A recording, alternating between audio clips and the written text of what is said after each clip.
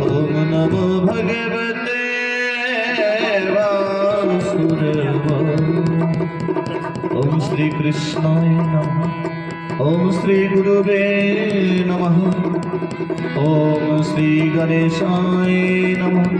ओम श्री सरस्वत्यै नमः। श्रीवत्सवंश वरवारिधि पूर्णचन्द्रं श्रीजीराजबलभद्र। सब्सक्राइब कीजिए हमारे YouTube चैनल को और साथ ही बेल आइकन को दबाकर ऑल नोटिफिकेशन पे क्लिक कीजिए हमारी वीडियो।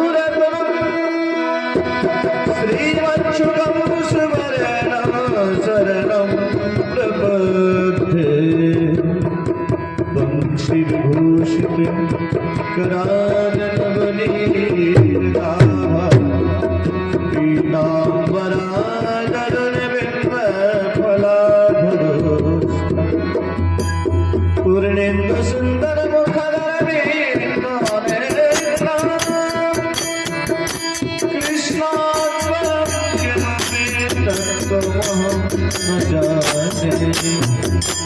यम तव जन्तमनुपेतम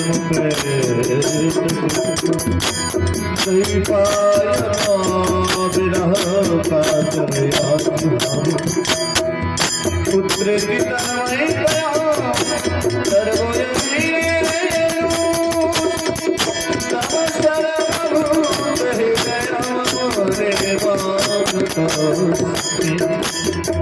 सत्य ब्रह्म सत्य परम सत्य सजोनि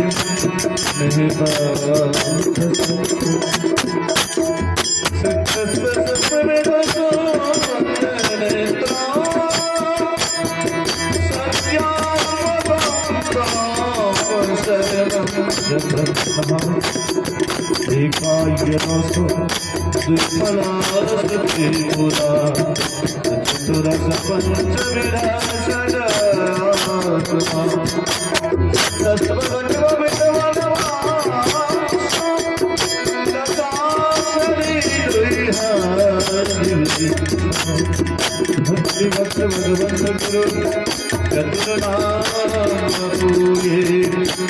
जिनके भगवंतर करुणा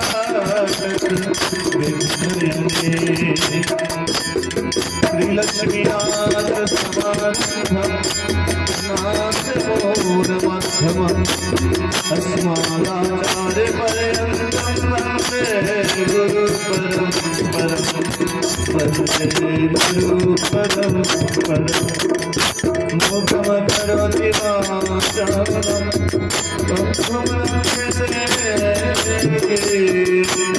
यदि कृपातमं वन्दे परमानंद माधवं वन्दे परमानंद माधवम्।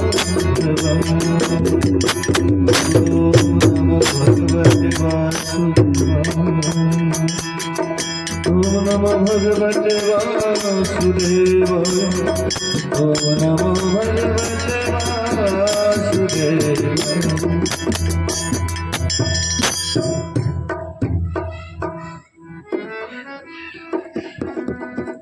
जय श्री कृष्ण, जय श्री राधे। আমাদের সকলের মাঝে বিরাজমান আমার অনাদির আদি গোবিন্দ সর্বকারণের কারণ বাঙ্গময় স্বরূপ শ্রীমদ্ ভাগবত মহাপুরাণ, সেই পরম প্রেমময় কৃপাময় করুণাময়ের রাতুল চরণে জানাই।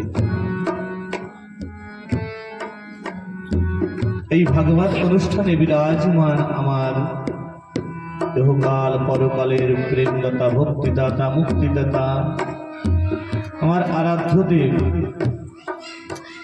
আমার গুরুদেব শ্রী শ্রী ঠাকুর নীলকান্ত মহাপ্রভু এবং শ্রীমায়ের রাতুল চরণে জানাই প্রণাম।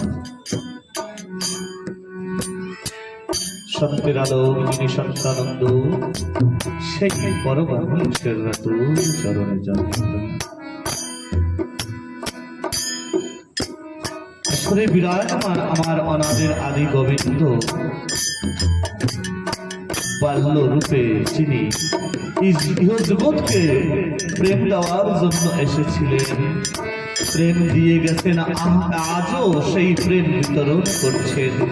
সেই বাল্য স্বরূপ আমার গোবিন্দের, সেই বাল্য স্বরূপ বাল গোপালের রাতুল চরণে জানাই প্রণাম।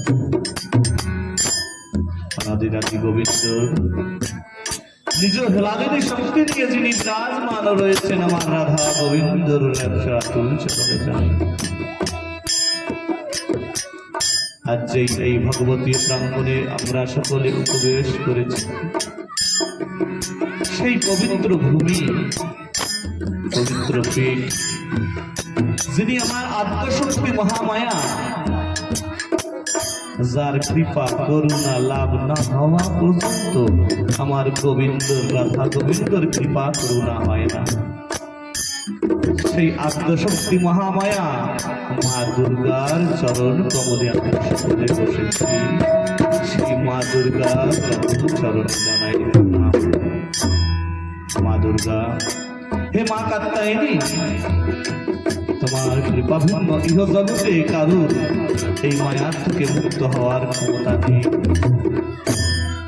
তুমি সেই মায়া মুক্ত করে আজ আমাদের এই ভাগবতের মধ্যে প্রবেশ করা। তুমি তো পরম ভাগবত বৈষ্ণবী, আর আমার ভোলে বাবার রাতুল চরণে জানাই প্রণাম, যিনি পরম বৈষ্ণব, যিনি আমার গোবিন্দর সব থেকে প্রিয় ভক্ত। ভাগবত কথা যিনি আমাদের মধ্যে প্রকাশ করেছেন, সেই প্রথম বক্তা ভোলে বাবা রাতুল চরণে আমরা সকলেই প্রণাম জানাই। এই আসরে আমাদের সঙ্গে আমার মাথার উপরে যিনি ছত্র ছায়া রূপে দাঁড়িয়ে রয়েছেন, আমার গুরুদেবের সঙ্গে সেই আমার শ্রী শ্রী ঠাকুর নীলকান্ত মহাপ্রভু নিত্য পারিষদ বর্গের মধ্যে তিনজন প্রধান। প্রথম ঠাকুর নীলকান্ত মহাপ্রভুর প্রথম পারিষদ হচ্ছেন স্বামী নিত্যানন্দ ব্রহ্মচারী, যিনি একদিন এই মস্তকের উপরে হাত রেখে বলেছিল, যাক একদিন সাধু হবে। যদিও সাধু না হতে পারি, কিন্তু সেই মহামনেবের সেই কমল হস্তটি এই মস্তকে পড়েছিল বলে আজ সেই আমার গুরু গোবিন্দের সেবার জন্য আমার জীবনটাকে এই পর্যন্ত উৎসর্গ করে চলতে পারছি। আজ আপনাদের সম্মুখে এইভাবে ঠাকুরের কথা বলার চেষ্টা করতে পারছি। এবং যিনি আমার আচার্য গুরু স্বামী প্রসাদানন্দ ব্রহ্মচারী, তিনি হলেন আমার ঠাকুরের দ্বিতীয় পার্শ্বদ, যিনি কৃপা করে করুণা করে মায়াময় জগৎ থেকে আমাকে আমার গুরুদেবের রাতুল চরণে এনে পৌঁছে দিয়েছেন।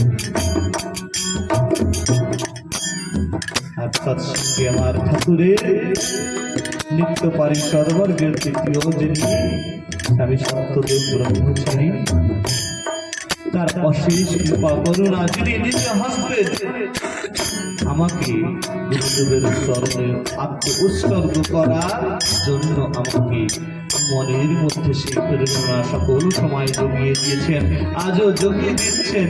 সেই মহাপুরুষ রাতুল চরণে জানাই প্রণাম।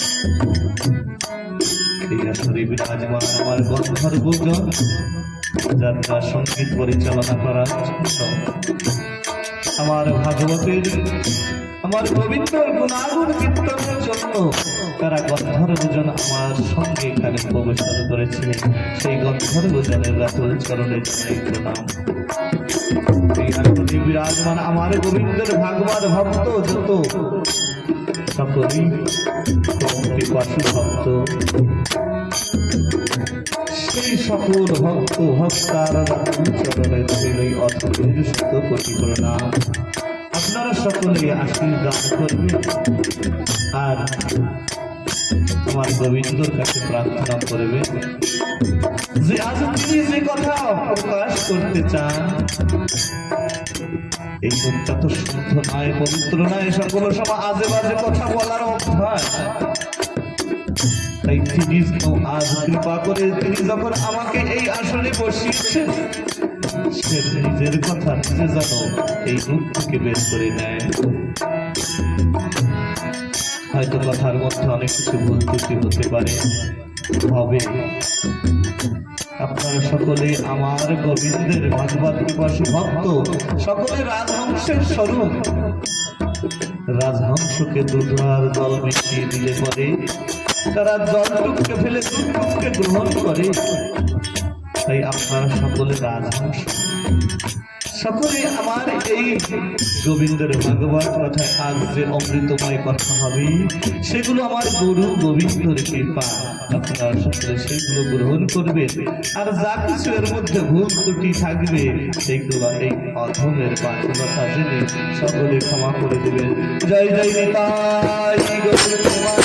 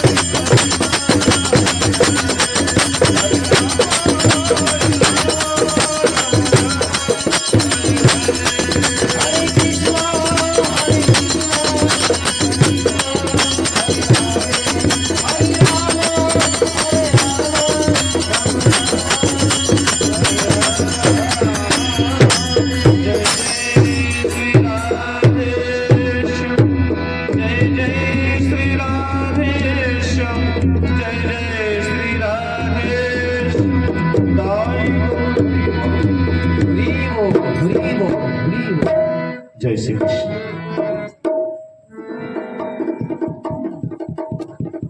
আজ আমাদের সম্মুখে যিনি ভাগবত মহাপুরাণ, এই ভাগবতের মধ্যে ভগবানের অনন্ত লীলা বিরাজমান রয়েছে। ভগবানের অনন্ত লীলা, সকল লীলা আমাদের প্রকাশ করা সম্ভব নয়। একদিনের জন্য আমরা সকলে বসেছি, এই সময়টুকু ঠাকুরের নামে নিবেদন করি। ভাগবতে অনেক জ্ঞান, বুদ্ধি, বিবেক জাগৃত করার জন্য অনেক লীলা প্রকাশ করেছেন গোবিন্দ। তিনি বক্তা, তিনি শ্রোতা, আবার তিনি লেখক। এই সকল জীবের কল্যাণের জন্য তিনি ব্যাস রূপে এসে তার নিজের লীলাগুলোই নিজে আবার সকল ভক্তদের মাঝে বিতরণ করার জন্য লিপিবদ্ধ করে গেছেন। কত কৃপা করুন আমাদের প্রতি গোবিন্দের।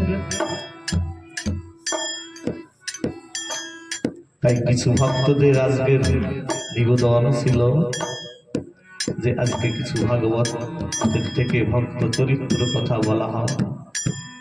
এই সম্পূর্ণ ভাগবতের মধ্যে ভক্ত এবং ভগবানের লীলাই ভরা রয়েছে।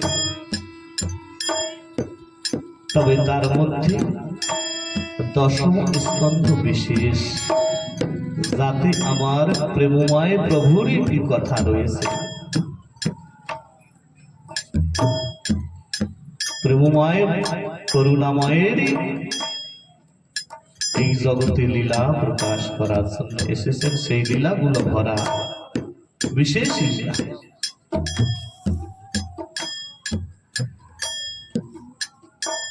সম্পূর্ণ লীলার মধ্যে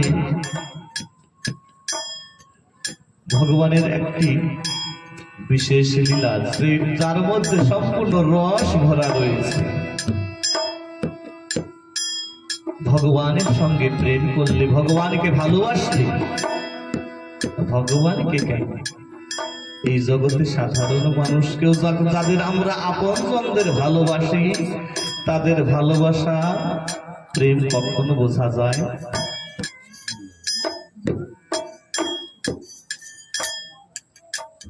যখন তারা আমাদের থেকে দূরে চলে যায়, তাদেরই বোঝা যায়। বৃন্দাবনের সকল লীলা আজ অন্ত প্রায়। সেই সময়টাই একদিন বিভিন্ন প্রকারের কৃষ্ণকে মারবার বিভিন্ন যোজনা করার পর কৃষ্ণর কিচ্ছু করতে পারেনি বলে আজ কংস একটা বিশেষ সভা ডাক ডেকেছে। নিজের আপনজন, নিজের সহযোগী যারা, সেই তাদেরকে নিয়ে মন্ত্রণা করেছে যে কি করে কৃষ্ণর দমন করা যায়। কিছু লোকে বুদ্ধি দিয়েছে, বিভিন্ন অসুর আদি পাঠিয়েও দেখা হলো, কিন্তু কিছু হলো না কৃষ্ণ। তাহলে একটা যোজনা কি করা যায়? কৃষ্ণকে মথুরায় আনয়ন করা হোক। যদি মথুরায় আসে তাহলে অবশ্য কৃষ্ণকে কোনোভাবে না কোনোভাবে ছলনার কারণে তাকে আমরা দমন করতে পারব। তাই যোজনা করার পরে কিভাবে কৃষ্ণ এমনি আসবে না, তাই একটা ধনুষ যজ্ঞ মানে একটা মেলার আয়োজন করেছে। সেই আয়োজন উপলক্ষে হয়তো কৃষ্ণকে আনা যেতে পারে। কৃষ্ণকে আনবে কে? কৃষ্ণকে আনার মতন ব্যক্তিও তো দরকার। দেশে গেলে পরে তো কৃষ্ণ তার সঙ্গে আসবে না। সবাই মিলে বলছে একটা ব্যক্তি আছে যার কথা কৃষ্ণ কাঁদবে। কে? অক্রুর আছে একজন, সেই অক্রুরকে ডেকে আনো। অক্রুর মন্ত্রীর মধ্যে একজন, যেদিন থেকে এই কংস রাজা হয়েছে সেদিন থেকে অক্রুরের চিন্তা করছে কোন দিন এই অসুরের ধ্বংস হবে। আর কোন দিন এই সকল জীব প্রাণ মা, এই সকল যে প্রাণ পাবে। তাই সেই সকল মথুরাবাসী যারা ছিল, অনেকে কংস রাজা হওয়ার পরে অনেকে ওই দেশ ছেড়ে অন্যত্র চলে গেছে, কিন্তু অক্রূর কিসের জন্য বসে রয়েছে? এই মহা সংকটের মধ্যে কিসের জন্য বসে রয়েছে? কোন দিন আমার গোবিন্দের কৃপা হবে, তার জন্য বসে রয়েছে। অক্রূর জানে গোবিন্দ আমার ভগবান, মনে মনে ঘরে বসে গোবিন্দর পূজা করে, গোবিন্দর চিন্তা করে। আজ কংস অক্রূরকে ডেকে পাঠিয়েছে। অক্রূরকে ডেকে যখন পাঠিয়েছে, অক্রূর এসেছে। অক্রূর আসার সঙ্গে সঙ্গে আজ নিজের সিংহাসনকে ছেড়ে দিয়ে কংস বলছে, আসো বন্ধু, আমার আসনে বসো। অক্রূর বুঝতে পেরেছে যে এই আসন পাওয়ার জন্য নিজের পিতাকে কারাগারে ভরে দিয়েছে, সেই ছলনাকারী আজ আমাকে আসনে বসতে দিচ্ছে। নিশ্চয়ই বড় ষড়যন্ত্র না কিছুর মধ্যে রয়েছে। মনটা যেন কেমন চিন্তা হয়ে গেছে। অক্রূর তবুও যেতে তো হবে। খুব আদর যত্ন করে, এত আদর কোনোদিন করেনি কংস, এমন ভাবে কোনোদিন কথা বলেনি। এমন আপন জনের মতন কথা বলছে যেন এর কত জন্মের জনপ্রিয় বন্ধু সখা। অক্রূর মনে মনে ভাবছে, আসল কথা বলে কখন? এই ছলনার মধ্যে আসল কথা যখন বলেছে, কি অক্রূর, আমরা বড় একটা যজ্ঞ করছি এই মথুরা ধামে, তাই শুনেছি কৃষ্ণ বলরাম নাকি খুব সুন্দর যোদ্ধা, খুব বড় বড় অলৌকিক করে। দেখতে গেলে কৃষ্ণ বলরাম তো আমার ভাগ্যে নয়। এত বড় একটা যজ্ঞ হবে, তো কৃষ্ণ বলরামকে কেন নাই আনা? অক্রূর মনে মনে ভাবছে, আহারে প্রভু, এত বড় মাঝখানে আমার মস্তকের উপরে কেন ফেলেছো প্রভু? এত বড় একটা দায়। জানি কংস কিসের জন্য কৃষ্ণ বলরামকে আনায়ন করার জন্য আমাকে পাঠাচ্ছে। আর আমার কৃষ্ণর যদি কোনো ক্ষতি হয়, তার সকল অপরাধের দায়ী হবে এই অক্রূর। আজ তুমি সেই দায় আমাকে ফেললে। কোথায় যাই বলছে অক্রূর। ভাবছে, হারে, এর থেকে তো আমার এই কলঙ্ক নেওয়ার থেকে তো আমার জলে ডুবে মরে যাওয়া ভালো। সেই গোবিন্দকে আমি এনে নিজে হতে তার ক্ষতি করব? না না না, কোথায় যাই মনে হয় যেন এই দেশ অন্য কোনো জায়গায় চলে যাই, যেতে পারি না।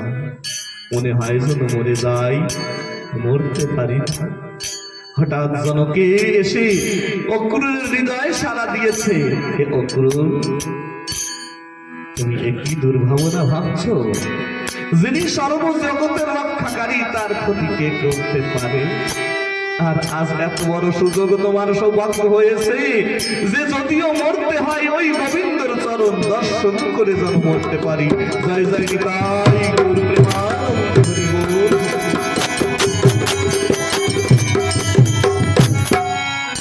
আমার ভাবছে, এই গোবিন্দের চরণ দর্শন করেও যদি মরি তাহলে ভালো।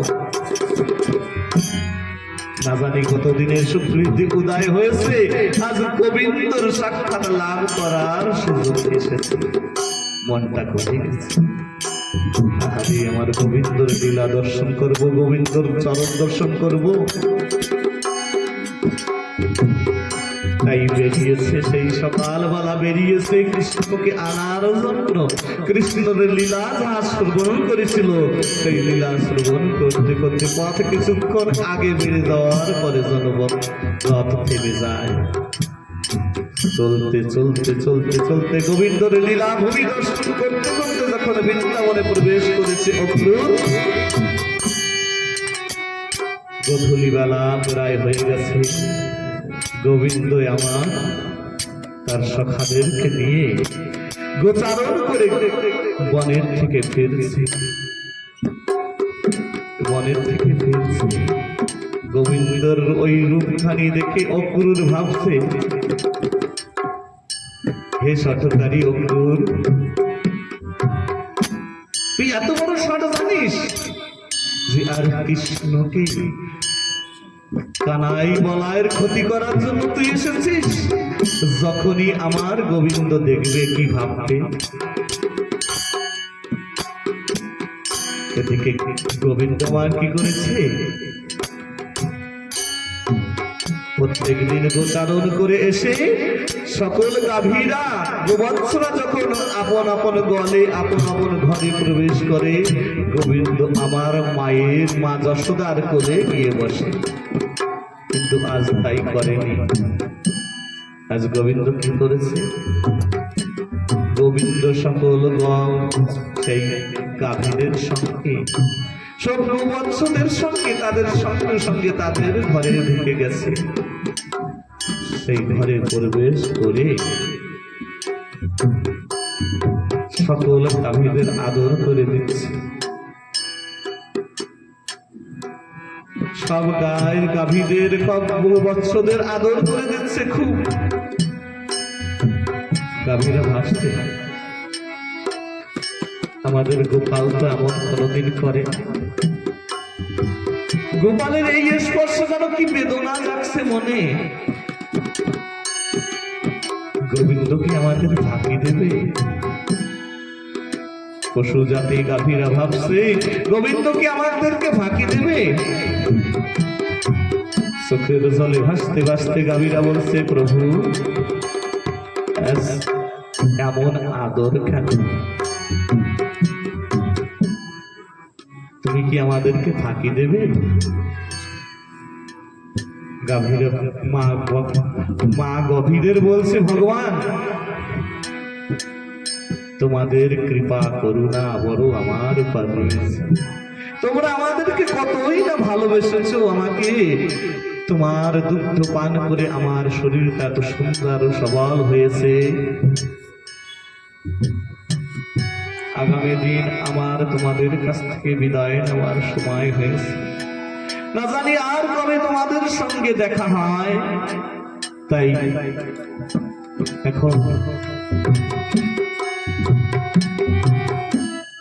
তোমাদের জীবনে বড় কৃপা আমার প্রতি, তোমাদের ধন্যবাদ। তোমরা যে সেবা করেছো সেই সেবার বিনিময়ে তোমাদের আমি আশীর্বাদ দান করি। তোমাদের যারা সেবা করবে, যারা তোমাদেরকে ভালোবাসবে,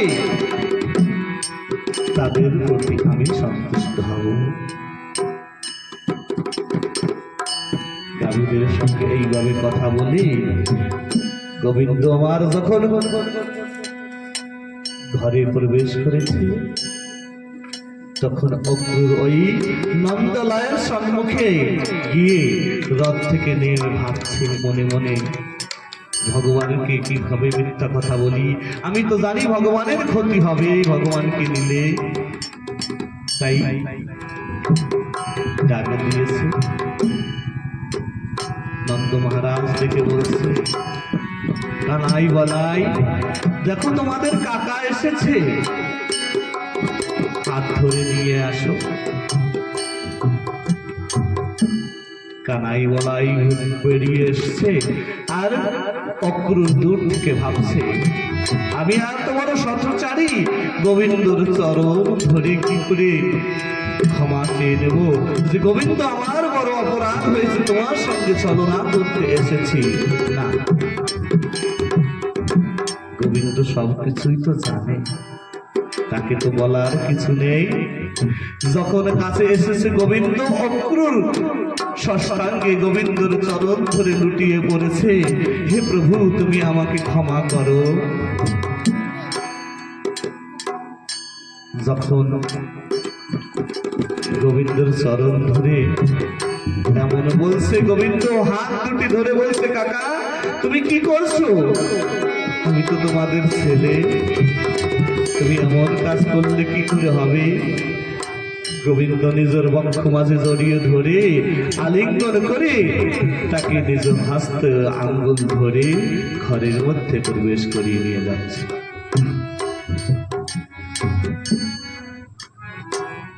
আজ এইভাবে যখন অক্রুরকে নিয়ে গেছে ঘরে, অক্রুর ভাবছে দেখো কত বড় ছলনা মনে, তবুও গোবিন্দ কিছু না দেখে কত আদর করে আমাকে ঘরের মধ্যে নিয়ে গেছে। ওই রাতের মধ্যে কত ভাবে কত কথা বলে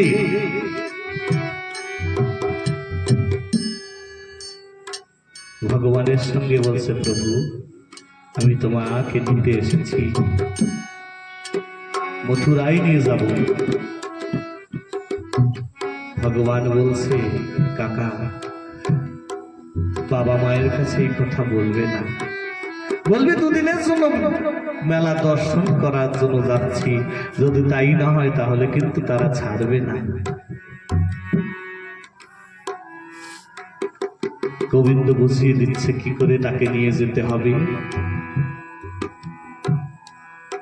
রাতের আড়ালে একটি আড়াল জায়গায় গোবিন্দ দাঁড়িয়ে আছে। নন্দ মহারাজের সঙ্গে যখন এই কথা বলেছে যে গোবিন্দকে নিয়ে যাব মেলা দর্শন করাতে, নন্দ মহারাজ আকুল ব্যাকুল হয়ে বলছে হে অক্রুর তুমি একই করতে এসেছো, যদি নন্দ রানী শোনে তাহলে বড় দুঃখ পাবে, বলো না। অনেক বুঝিয়ে পড়িয়ে দুজনকে অক্রুর নিয়ে আসবে। এমন সময় রাতের বেলায় গোবিন্দ আমার শুয়ে পড়েছে, কিন্তু ঘুম নেই চোখে। প্রত্যেকদিন মা যশোদা যতক্ষণ পর্যন্ত গল্প না শোনায়, যতক্ষণ পর্যন্ত আদর না করে দেয়, গোবিন্দ আমার ঘুমায় না। কিন্তু আজ গোবিন্দ যেন ঘুমিয়ে পড়েছে, চোখ বন্ধ করে শুয়ে রয়েছে, কিন্তু চোখে ঘুম নেই। এই রাত গেলে এই রাত তো আর আসবে না। মা যশোদা কাছে এসে শুয়ে পড়েছে আর ভাবছে হে গোবিন্দ যেতে যেতে তুমি আমার এই সেবাটুকু কেড়ে দিলে, তোমাকে কিভাবে সেবা করি সেই সেবাটুকু কেড়ে নিলে। সারা রাত দুজনে ঘুমায়নি, সকাল হয়েছে, ব্রহ্ম মুহূর্তের রাত্রবেলা গভীর এখনো রয়েছে।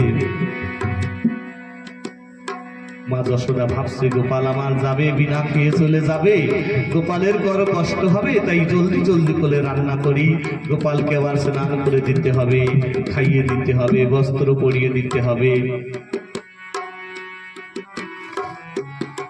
কিন্তু এদিকে গোবিন্দ আমার নিজে নিজে স্নান করে নিজের নিজের বস্ত্র পরিধান করছে, দর্পণের সম্মুখে গিয়ে। এমন সময় মা যশোদা দূর থেকে তাকিয়ে দেখে গোবিন্দ নিজ বস্ত্র নিজে পরিধান করে। তখন মা যশোদা বলছে হে গোবিন্দ, হে গোপাল, তুই যেতে যেতে আমার এই শোভাটুকু কেড়ে নিবি, তোকে আজ মনের মতন সাজিয়ে দেব, কিন্তু তুই এই আমার মনের সেবাটাও কেড়ে নিবি। গোবিন্দ বলছে মা জানো এই সেবা যদি তুমি করো, আজ আমি আজ নিজে বস্ত্র পরে দেখছি যে সুন্দর হচ্ছে কিনা, পড়তে পারি কিনা, বিদেশে যাব লোকে বলবে যশোদা কিছু শিখায়নি, তাহলে কেমন ব্যাপার হবে, তোমার যে বদনাম হবে, তাই তোমার সম্মুখে সেজে যাচ্ছি। এইভাবে রাতের অন্ধকারে গভীর, তখন নন্দ মহারাজ বলছে চলো জলদি জলদি চলো অক্রুর, জলদি জলদি কৃষ্ণকে নিয়ে যাও, যদি জলদি জলদি না নিয়ে যাও তাহলে যদি ব্রজবাসীরা জেগে যায় তাহলে কৃষ্ণকে যেতে দেবে না। দরজা খুলেছে, খুলে দেখে সম্পূর্ণ ব্রজবাসীরা, পুরা বৃন্দাবনবাসীরা সকলে দরজার সম্মুখে সকলে দাঁড়িয়ে রয়েছে। সকলে আর্তনাদ স্বরে বলছে, হে গোবিন্দ তুমি যেও না, যেও না, যেও না, যাইলে তাই গৌর প্রেমানন্দে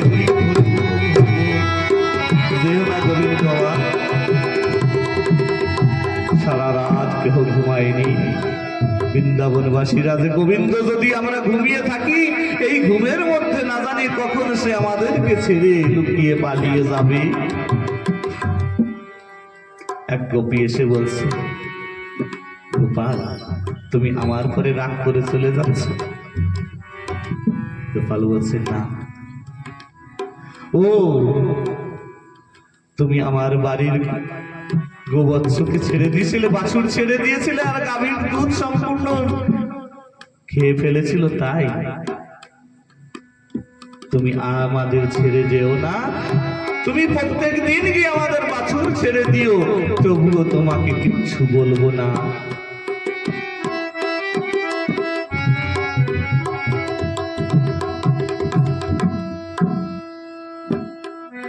আর এক গোপী বলছো,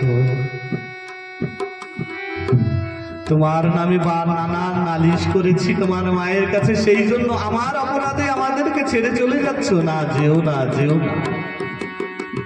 যার যার অপরাধ সকলে মেনে নিচ্ছে, কিন্তু গোবিন্দ আমার কারুর অপরাধ তো দেখে না। গোবিন্দ বলে আবার রাধারানী দূরে একটি গাছের ছায়ায় দাঁড়িয়ে রয়েছে একাকী। যদি গোবিন্দের সম্মুখে যায় তাহলে গোবিন্দের বড় কষ্ট হয়, আমার গোবিন্দর যেতে যেন কষ্ট না হয়, আমি যেন আমার গোবিন্দের পথে কাটা হয়ে না দাঁড়াই। রাধারানীর কাছে যখন গিয়েছে বসে, হে রাধে তোমার কষ্ট হচ্ছে? রাধারানী বলছে, না, কিসের কষ্ট? গোবিন্দ বলছে, তুমি যদি বলো রাধে তাহলে আমি এই তোমাকে ছেড়ে যাব। রাধারানী বলছে, গোবিন্দ তুমি যদি যাওয়ার আগে জিজ্ঞাসা করতে তাহলে হয়তো আমি একবার বলতাম তুমি যেও না। তুমি যাওয়ার আগে তো বলোনি, তুমি যখন সংকল্প নিয়ে নিয়েছো, আর রাধে তোমার রাধে গোবিন্দর সংকল্প বিরুদ্ধ করা শেখেনি, তাহলে কাঁদছো কেন রাধে? তুমি কাঁদলে যে আমার বড় কষ্ট হয়। ভগবান বলছে, রাধে তুমি যদি কাঁদো তাহলে আমার যে বড় কষ্ট হয়। তোমার চোখের জল আমার পথের কাটা হয়ে দাঁড়ায়। রাধারানী বলছে, আমার কাঁদলে তোমার কষ্ট হয় না, আমার চোখের জল মুছে দিলাম, আজ থেকে তুমি শুনবে না যে তোমার রাধারানী কেঁদেছে। মানুষের যদি বিরহ হয়, যদি দুঃখ হয়, কষ্ট হয়, তাহলে তার সঙ্গের সাথী হয় চোখের জলটুকু। চোখের জলটুকু যদি না থাকে তাহলে তার কেমন যন্ত্রণা।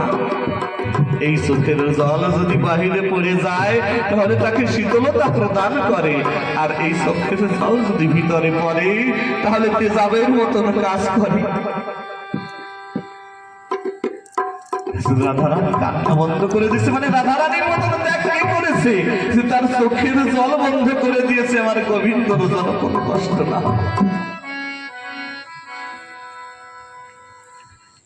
আসল সম্বলটুকু না, কাঁদবো না গোবিন্দ। গোবিন্দ আমার রাধারানীর ওই প্রেম ভাব দেখে অক্রুরকে দেখে বলেছে, অক্রুর তুমি জলদি রথখানি চালাও, এইখানে যদি আর কিছুক্ষণ দাঁড়িয়ে থাকি তাহলে এখানে যে বন্যা বয়ে যাবে, আর কৃষ্ণর চোখে যদি জল আসে এই সম্পূর্ণ জগৎটা জলমগ্ন হয়ে যায়, বাদ দুটি যাচ্ছে, তুমি জলদি আমাকে নিয়ে চলো। মা যশোদা দৌড়কে ডেকে বলছে, সকলের মধ্যে থেকে দৌড়ে এসে বলছে, গোপাল আমার দ্বারা তুই কিছু খেয়ে যা। গোবিন্দ বলছে, না মা, আমি কিছু খাবো। কেন? তুই একটু ননি খেয়ে যা। একটু মাখন খেয়ে যা, তোর না অতি প্রিয়। গোবিন্দ বলছে, মা আমার মাখন খেতে ভালো লাগে না, ননি খেতে ভালো লাগে না। গোবিন্দ ভাবছে যে অন্তিম দিনে যদি এই ননি খেয়ে যায়, আমার এই দুঃখ আমি আমার সকল সমাজ যেন আমার মনে পড়বে মায়ের হাতের মাখনের কথা। চলছে সকল গোপীরা, সকল ব্রজবাসীরা অক্রুরকে ডেকে বলছে, অক্রুর একটু রথখানি দাঁড়াও, রথখানিকে দাঁড়িয়ে আমি একটু গোবিন্দকে মনে দেখে নেই। ভগবান বলছে, অক্রুর জলদি রথ চালাও। আর গোপীরা সকলে রথের মাঝে দাঁড়িয়ে বলছে, অক্রুর একটু রথখানি থামাও, আমাদের গোবিন্দকে একটু অন্তিম মতন ভালোভাবে দর্শন করে নেই। অক্রুর একটুখানি দাঁড়াও রে, রথখানি রাখো রে, আমার প্রাণ বন্ধু রে, নয়ন ভরে দেখি।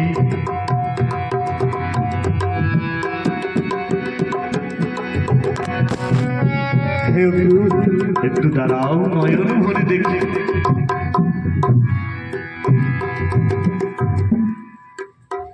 ভগবানের রথ উধাও হয়ে চলে গেছে দূরে, মথুরায় গিয়েছে। মথুরায় গিয়ে কংস বধ করে ভগবান দুরূর ধামে শান্তিপনি ঋষির কাছে চলে গেছে। শিক্ষা অর্জন করে এসে যেদিন ওই মথুরায় ফিরেছে, বহুদিন বৃন্দাবনের কোনো খবরাখবর নেওয়া হয়নি। তাই গোবিন্দ আমার তার খুব মনে পড়ছে বৃন্দাবনের কথা।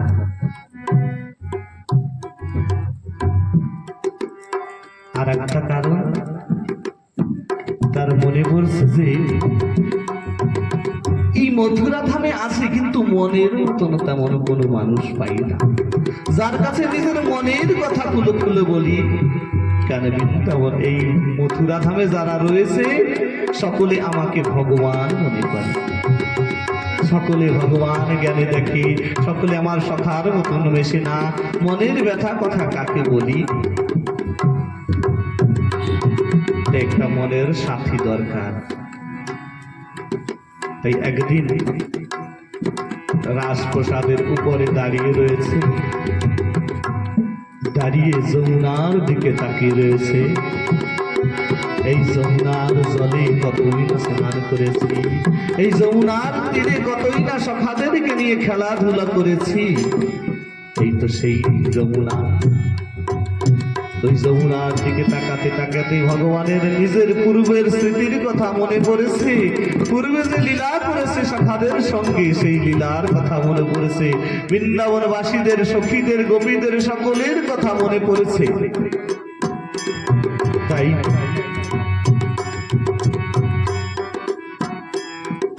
ওই চিন্তা করতে করতে ভগবানের চোখে জল এসেছে। এমন সময়ে ভগবানের সখা উদ্ধব এসে দেখছে যে ভগবানের চোখে জল। বলছে, প্রভু তোমার চোখে জল কেন? উদ্ধব বললে পরে ভগবান বলছে, উদ্ধব আমার না বৃন্দাবনের কথা খুব মনে পড়ছে, তাই চোখে জল এসেছে। উদ্ধব বলছে, তুমি না ভগবান, তোমার আবার কিসের দুঃখ? তোমার কি আবার দুঃখ হতে পারে? ভগবান বলছে, হ্যাঁ জানো বৃন্দাবনবাসীরা আমাকে কত ভালোবাসে। ওরা যখন হা কৃষ্ণ বলে একবার ডাক দেয়, তখন যেন আমার মনটাকে কেড়ে তারা নিয়ে যায়। জয় জয় নিতাই গৌর প্রেমানন্দে, হরি বল হরি বল। তাই ওই বৃন্দাবনবাসীর কথা তাই বেশি মনে পড়ে। কত লীলা করেছি, কত খেলা করেছি।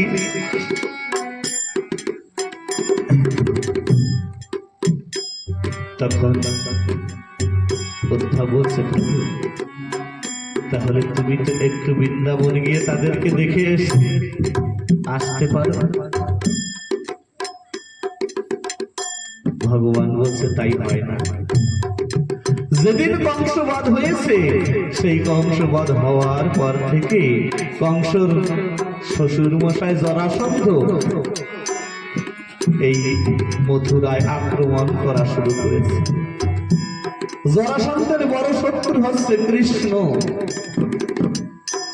যদি কৃষ্ণ বৃন্দাবনে যায় আর জরাসন্ধ যদি জানতে পায় যে কৃষ্ণর প্রিয় স্থান হচ্ছে বৃন্দাবন, তাই অনেক সময় যারা শত্রু হয়, শত্রুকে কষ্ট দেওয়ার জন্য যদি শত্রুর সঙ্গে না পারে, তাহলে তার আপনজনদেরকে কষ্ট দেয়। আর যদি আমি বৃন্দাবনে যাই, তাহলে জরাসন্ধ জেনে যাবে যে কৃষ্ণর প্রিয় স্থান বৃন্দাবন, তাহলে বৃন্দাবনে গিয়ে তারা বৃন্দাবনে আমার আপনজনদেরকে ক্ষতি করবে, তাদের কষ্ট দেবে।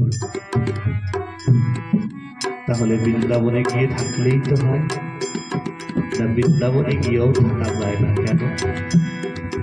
বৃন্দাবনে সেই অস্ত্র শস্ত্র সব কিছু নেই, থাকা যায় না। আর যদি কখনো বৃন্দাবনে যাওয়ার কথা বলে, কখনো যদি অন্যত্র যাওয়ার কথা বলে, মা দেবকী বসুদেব তো বিদায় দেয়, জানে কৃষ্ণ দুদিন পরে চলে আসবে, তার কার্য সমাধান হলে পরে আবার দুদিন পরে চলে আসবে। যদি কৃষ্ণর মুখে বা কৃষ্ণের মনোভাবনা দেখে যে মথুরা ছেড়ে বৃন্দাবনে যাবে, তখন কিছু না বলে শুধু কাঁদতে থাকে দেবকী বসুদেব। জানি কৃষ্ণর প্রিয় স্থানে যদি কৃষ্ণ যায়, তাহলে আর ফিরে আসবে না। আর মাতা পিতার আদেশ ছাড়া বৃন্দাবনে যেতে যদি চলে যায়, তাহলে নন্দ রাজা দেবকী, এই নন্দ রাজা আর যশোমতী সন্তুষ্ট হবে না, তাই যাওয়া যায় না। যদি নিজেই বা না যায়, তাহলে তাদের তো নিজের কাছে এনে রাখতে পারে, তাও হয় না কেন? বৃন্দাবনে মাধুর্য প্রেম আর মথুরায় ঐশ্বর্য প্রেম। বৃন্দাবনে সকলের সখা, সকলের বন্ধু ছেলে, কিন্তু মথুরায় ভগবান।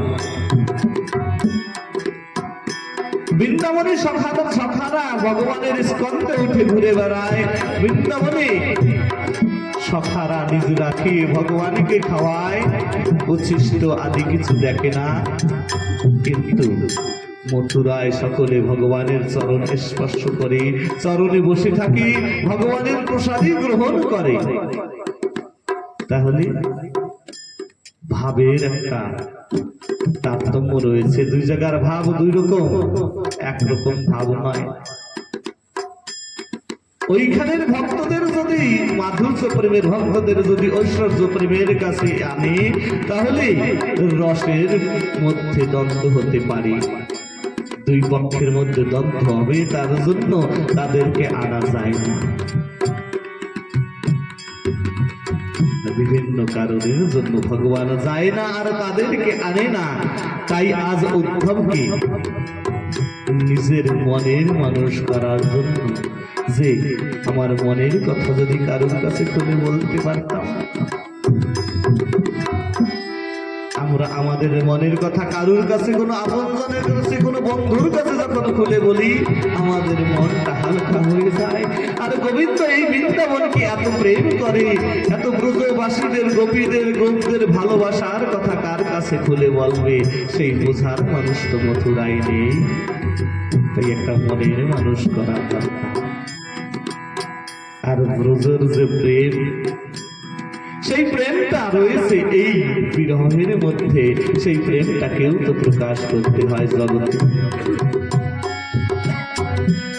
তার জন্য আজ উদ্ধবকে হাত ধরে বলছে,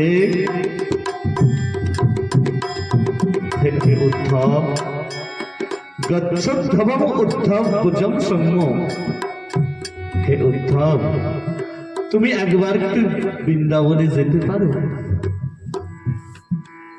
কেন? ওরা আমাকে খুব মনে করে, তাই ওদেরকে বুঝাতে পারো? উদ্ধব বলছে, হ্যাঁ, ওরা যদি ব্রহ্ম চিন্তন করে, ভগবান চিন্তন, ব্রহ্ম চিন্তন করে, তাহলে তো মায়া থাকে না, তাহলে তো দুঃখ থাকে না। ওদেরকে ব্রহ্ম জ্ঞান দিলে পরেই তো হয়। ভগবান বলছে, আমি তো পারি না, তো তুমি যাও, তুমি গিয়ে ওদেরকে বুঝিয়ে আসো। উদ্ধব বলছে, প্রভু আমি তো যেতে পারি, আমি যাবো, এই 2 ঘন্টা পরেই আমি আবার ফিরে আসবো। কত সময়ের ব্যাপার? 15 কিলোমিটার দূর মথুরা থেকে বৃন্দাবন, 2 ঘন্টা ফিরে চলে আসতে পারি, কিন্তু ভগবান বলছে, যাও তো, তুমি 2 ঘন্টা পরে আসো, 2 দিন পরে আসো না, 2 মাস পরে আসো না, 2 বছর পরে আসো, সে তো সময় বলবে।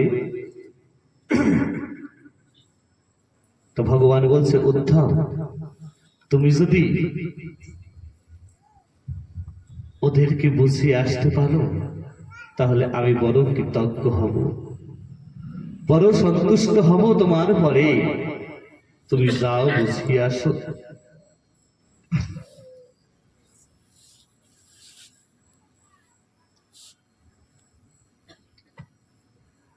তবে যাও, কিন্তু ওখানে কিন্তু বড় দ্বন্দ্ব আছে।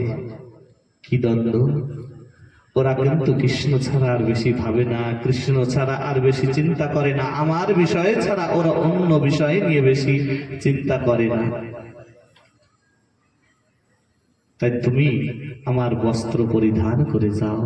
ভগবান নিজে হাতে সুন্দর করে সাজিয়ে দিয়েছে আজ, নিজের বস্ত্র আদি অলংকার সাজিয়ে। আর উদ্ধব দেখতে প্রায় কৃষ্ণের মতো, কাকার ছেলে, গুরুপ্রসূতের শিষ্য, অনেক জ্ঞানী, জ্ঞানের তো ভাণ্ড, জ্ঞান ভরা অনেক, কিন্তু একটা জিনিসের অভাব রয়েছে, সেটা হচ্ছে প্রেম। জ্ঞানের ভাণ্ড, কিন্তু প্রেমের অভাব রয়েছে। হরি বল, নিতাই গৌর হরি বল। কিন্তু প্রেমের অভাব, তাই তাকে আজ বৃন্দাবনে পাঠাচ্ছেন। এমন ভাবে যখন সাজানোর পরে উদ্ধবকে প্রত্যেকটি একটা কথা বলে দিচ্ছে, উদ্ধব তুমি বৃন্দাবনে যাবে তো, খুব সাবধান, খুব সাবধানে যাবে। আর অমুক জায়গায় অমুক অমুক ভক্তের এমন লীলা হয়েছিল, সেই লীলাগুলো, ক্ষেত্রগুলো তুমি দর্শন করে যেও। তুমি যমুনার তীর বেয়ে বেয়ে যেও, রথ চলছে, রথের পাশে 2 জন হাঁটতে হাঁটতে চলছে। গোবিন্দ আমার কৃষ্ণ উদ্ধবকে বুঝাচ্ছে, আর বুঝাতে বুঝাতে যাচ্ছে, অনেক কথা বলছে, এই লীলা ওই লীলা, সেই কথা, সকল ভক্তের কথা, গোপীদের কথা, সখাদের কথা। জানো উদ্ধব, বৃন্দাবনবাসীরা কত ভালোবাসে আমাকে, আমার সখা শ্রীরাম। একদিন বলেছিলাম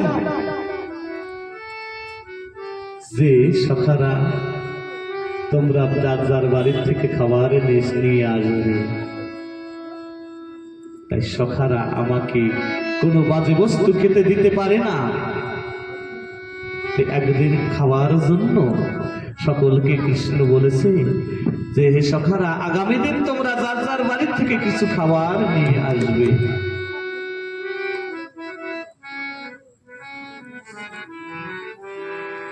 তাই যে আমার শ্রীরাম মধুমঙ্গল অতি গরিব, সে একদিন পচা ঘোল নিয়ে এসেছিল, তাও সে আমাকে খেতে দেয়নি। কত ভালোবাসে তারা। সকল সখাদের কথা বলেছে, গোপীদের কথা বলেছে, বলতে বলতে প্রায় মথুরার অন্তিম গিয়ে পৌঁছিয়েছে। সেখান থেকে বৃন্দাবন আরম্ভ হয়। এবার বলছে, উদ্ধব তুমি এবার যাও। উদ্ধব রথে বসে চলে যাচ্ছে বৃন্দাবনে। গোবিন্দ আমার তাকিয়ে রয়েছে বৃন্দাবনের দিকে। উদ্ধব আজ যাচ্ছে আমার ব্রজ প্রেম নিতে। আর যেদিন থেকে এমন অবস্থা ঘটেছে, ব্রজরাজ বৃন্দাবন ছেড়ে মথুরায় গেছে, সেই দিন থেকে বৃন্দাবনের ভাব কেমন হয়েছে। গোবিন্দর সখারা তারা নিজ নিজ কাজ ভুলে গেছে, তাদের একটাই কাজ প্রত্যেক দিন। গোবিন্দ বলে গিয়েছিল পরশু আগমস্বামী, পরশু চলে আসবো। সেই পথ পানে চেয়ে রয়েছে সবাই। ওই বৃন্দাবনের যেখানে থেকে পথ শুরু হয়, সেই পথের দ্বারে গিয়ে সব কুল সখারা দাঁড়িয়ে থাকে। কেহ ওই একটা বৃক্ষের উপরে দাঁড়িয়ে তাকিয়ে থাকে, অপলক নয়নে দেখা যায় নাকি গোবিন্দ আসে। কিন্তু তাকিয়ে দেখে, সারাদিন থাকার পরেও দেখে যে গোবিন্দ আসেনি। বাড়িতে ফিরে গিয়ে বলে, মা তোদের গোপাল বড় নিষ্ঠুর, আজও আছে ফিরে এলো না। কিন্তু আজ সেইভাবে যখন প্রতীক্ষা করছে, তাকিয়ে দেখছে দূর থেকে এক সখা বড় বৃক্ষের উপরে দাঁড়িয়ে রয়েছে। সে দূর থেকে দেখা যাবে আর সখারা সকলে একভাবে তাকিয়ে রয়েছে, কখনো গোবিন্দ আসবে, কখনো তাকে আলিঙ্গন করব, কখন তার সঙ্গে খেলা করব।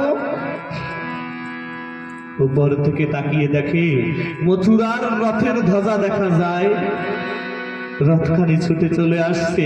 সেই উপর থেকে ডাক দিয়ে সেই সখা বলছে, ওরে মধুমঙ্গল, ওরে শ্রীরাম, ওরে বলাই, সবাই চলে আয়, দেখ আমাদের গোপাল ফিরে আসছে, আমাদের গোপাল ফিরে আসছে। জয় তাই গৌর প্রেমানন্দে।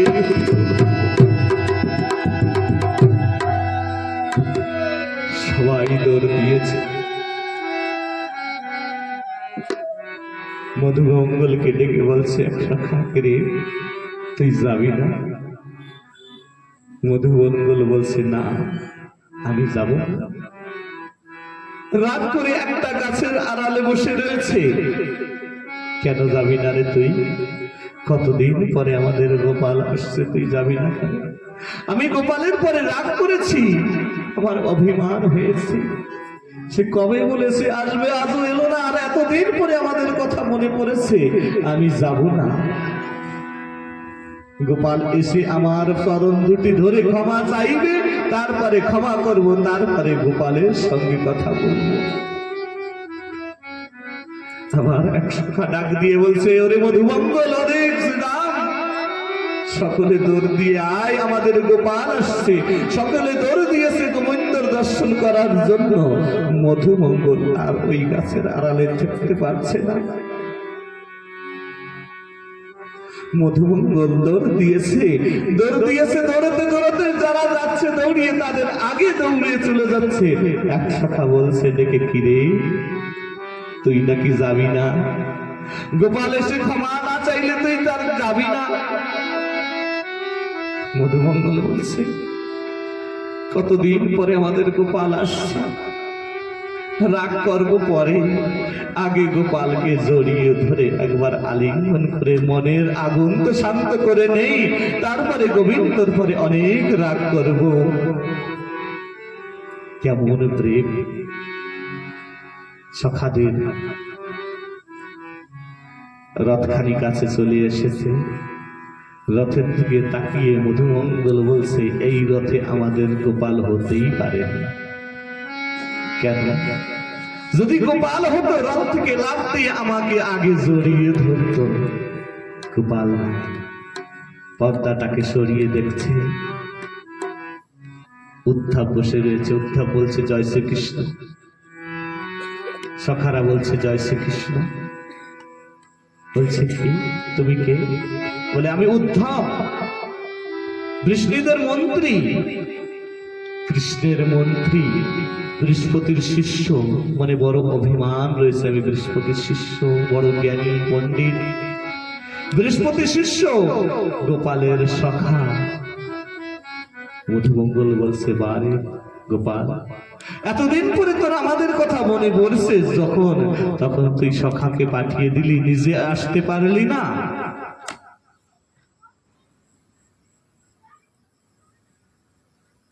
উদ্ধব বলছে, তোমরা ভেবো না যে তুই চিন্তা করে না, গোপাল চিন্তা করে না, তোমাদের কথা ভেবো না।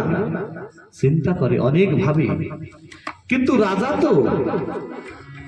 রাজা তো তাই, তার অনেক কাজ থাকে, অনেক দায়িত্ব থাকে, তাই আসতে পারে না।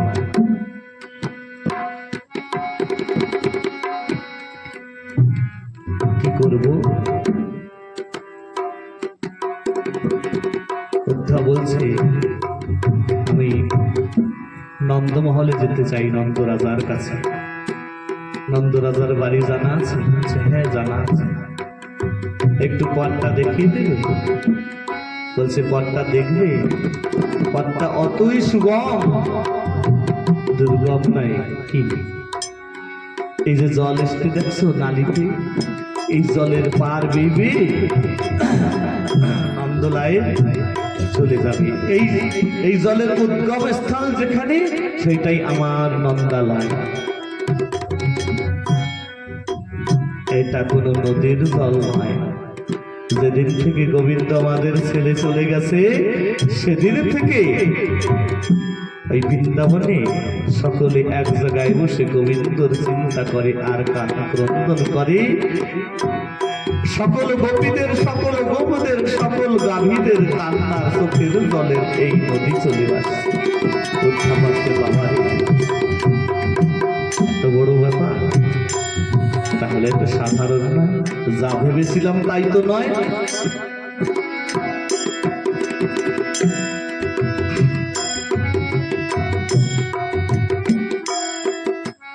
আস্তে আস্তে উদ্ধব ওই নন্দমহলার কাছে চলে গেছে। কাছে গিয়ে দেখতে পাচ্ছে কারুর হাসির সুর, কারুর ক্রন্দন সুর, কেউ হাসছে, হাসতে হাসতে পাঠিয়ে যাচ্ছে, আবার কেহ কাঁদতে কাঁদতে পাঠিয়ে যাচ্ছে। উদ্ধব ডাক দিয়ে বলেছে, কেহ কি এই ঘরে আছে? বলছে, কে তুমি? আমি উদ্ধব, মা যশোদার সঙ্গে দেখা করতে এসেছি, নন্দ রাজার সঙ্গে দেখা করতে এসেছি।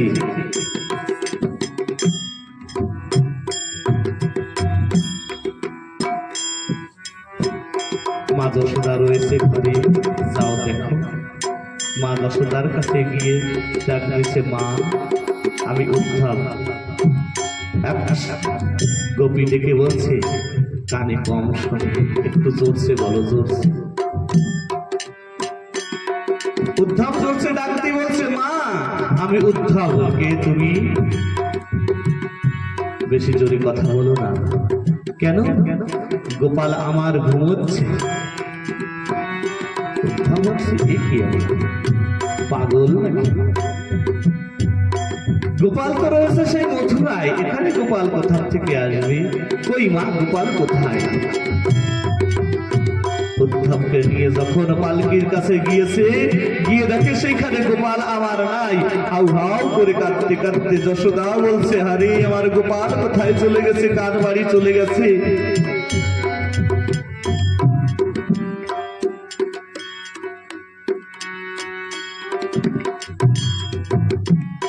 আহারে,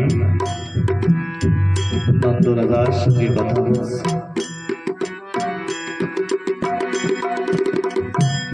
সারা রাত ধরে নন্দরাজের সাথে কথা হয়েছে, বিভিন্ন কথা। উদ্ধব বোঝাতে চাচ্ছে, আর সকল লীলাগুলো নন্দ মহারাজ খুলে খুলে বলছে। গোপাল এমন লীলা করেছে, এমন লীলা করেছে, এমন লীলা করেছে।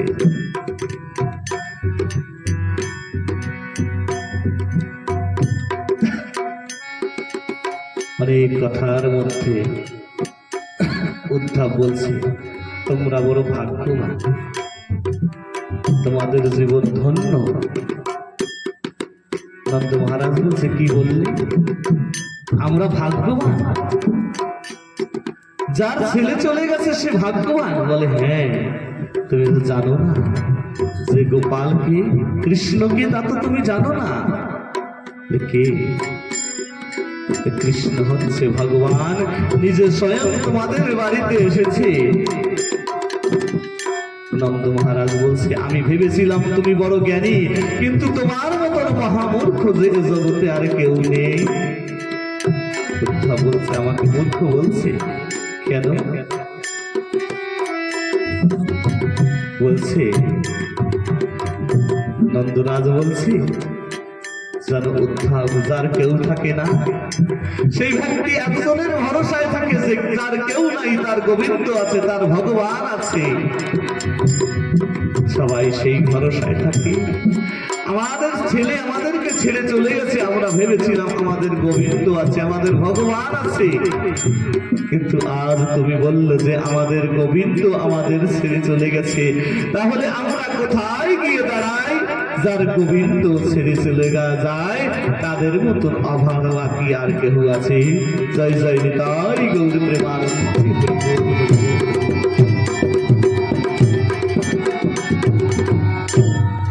বুক ভরা আশা ভেঙে গেছে নদীর তুফানে, সকল আশা কেড়ে নিয়া রে, দাগ দিচ্ছে শ্মশানে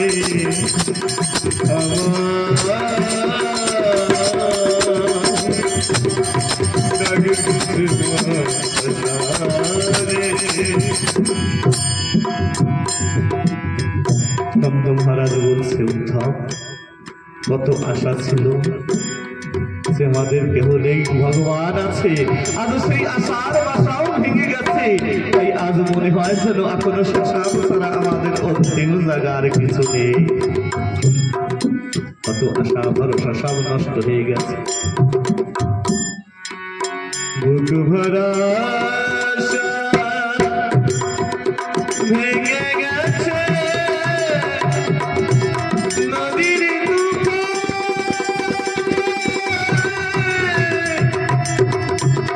সকল আশা কেড়ে নিয়া রে,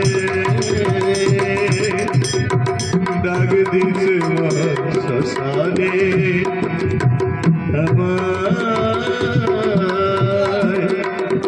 দাগ দিছে শ্মশানে। মুছে গেছে আগের হাসি, ঝরে গেছে ফুল, গুনগুনিয়ে ভরে উঠে শত জন্মের ভুল। কোথা গিয়ে লুকাবো মুখ রে,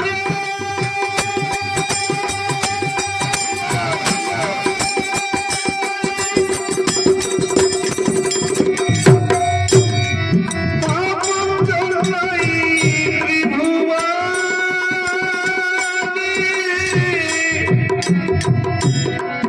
সকল আশা কেড়ে নিয়া রে,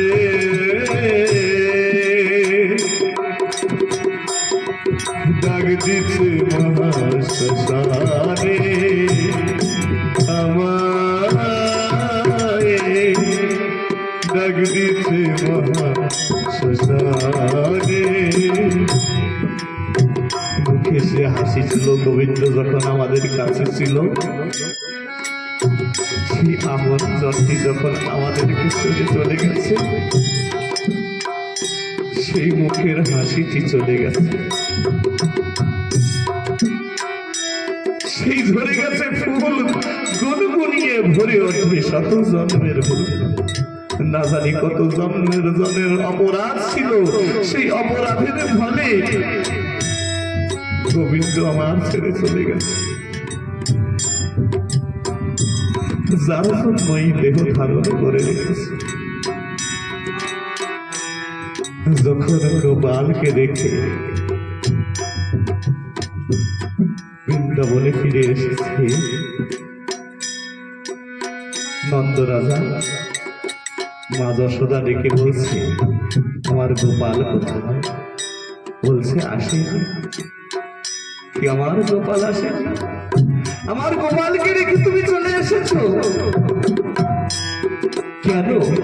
কেন তুমি ওই যমুনার জলে ডুবে মরে গেলে না যে আমার গোপালকে ছেড়ে চলে এসেছো? তাই যাইনি তাই গৌর প্রেমানন্দে হরি বল। নন্দ রাজা বলছে, যশোদা একবার আমি ভেবেছিলাম কৃষ্ণকে ছেড়ে আসতে আমারও কত কষ্ট হচ্ছিল। আমি ভেবেছিলাম যে এই যমুনার জলে ডুব দিয়ে আমি মরে যাই, আমার গোপালকে ছেড়ে চলে এসেছে। কিন্তু কি ভেবেছি জানো? রাম অবতারে যখন আমি দশরথ হয়েছিলাম,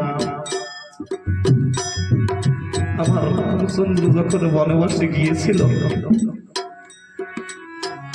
আমার রামের বিরহে আমার দেহকে, আমার মনকে ধৈর্য রাখতে না পেরে আমার প্রাণ পাখি ছেড়ে চলে এসেছিলাম। আর দেখেছিলাম যখন উপরে ছিলাম, দেখেছি যেদিন রামচন্দ্র আমার বন থেকে ফিরে ঘরে ফিরেছে, প্রত্যেক জায়গায় কোথায় আমার পিতা, কোথায় আমার পিতা বলে ডাকছে, আর আমার রামচন্দ্র কান্না করছিল, কত দুঃখে আকুল হচ্ছিল। যখন আমি যমুনার জলে ডুব দিয়ে মরার চিন্তা করেছি, তখন আমার ওই স্মৃতির কথা মনে পড়েছে যে আমার জন্য আমার রামচন্দ্রের কত কষ্ট হয়েছে। ভেবেছিলাম যে আমি যদি দেহটাকে রাখতে পারতাম তাহলে আমার রামচন্দ্রের দুঃখ হতো না। তাই ভেবেছি যদি এই জন্মে যদি এই দেহকে ছেড়ে দেই, রামের মতন যেদিন আমার কৃষ্ণ এই বৃন্দাবনে আমার এই রাজভবনে ফিরে আসবে, সেই দিন যদি পিতা পিতা বলে ডাকে আর সে যদি আমাকে খুঁজে না পায়, তাহলে তার কত কষ্ট হবে। তাই নিজের দেহকে আর ছাড়তে পারলাম না যশোদা।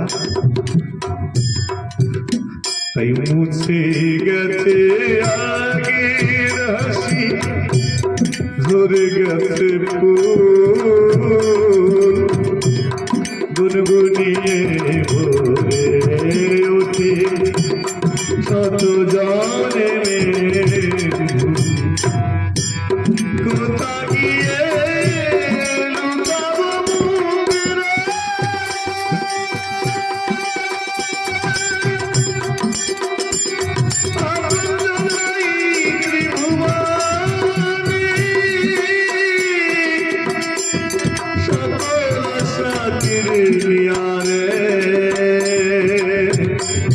ডাক দিছে মহাশ্মশানে।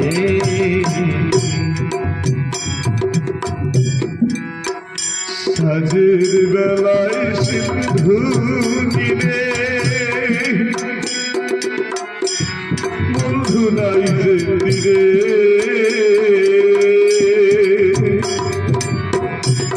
কোথা গিয়ে পাবো ভাইবে মরণের পরে,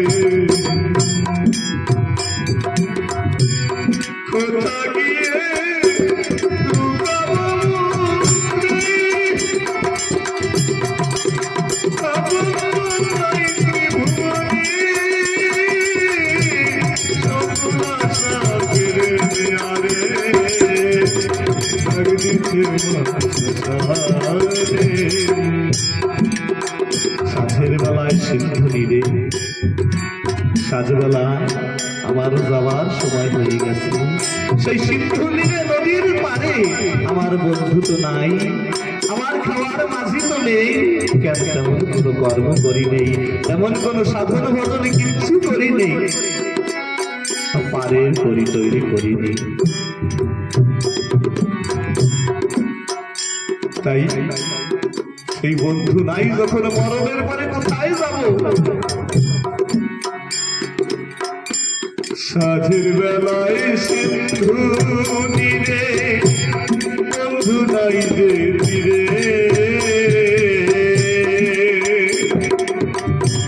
কোথা গিয়ে পাবো ঠাই রে মরণের পরে দিন